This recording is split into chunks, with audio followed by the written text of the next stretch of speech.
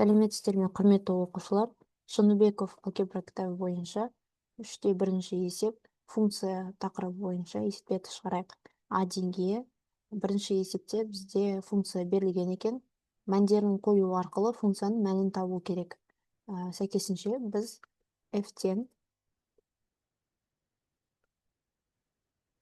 x-ның орнына бірінші -2 мәнін қойып көрейік. Сонда 2 көбейтілген -2 азайтылған 5.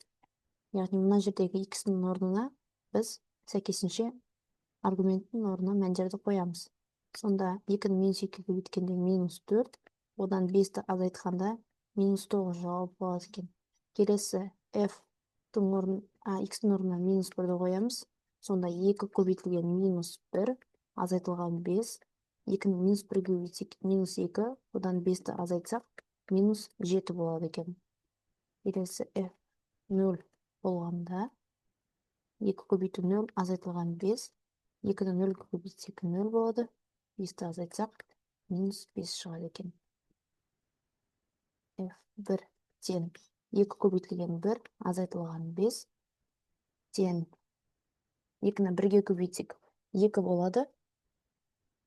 Одан 5-ті азайтсақ -3 шығады екен. Соңғысы x-ның орнына 2-ні қойғанда, яғни аргументтің орнына 2-ні қойғанда, функцияның мәні бізде 4 азайтылған 5 тен -1 болады. Рахмет, келесі есепте кездескенше.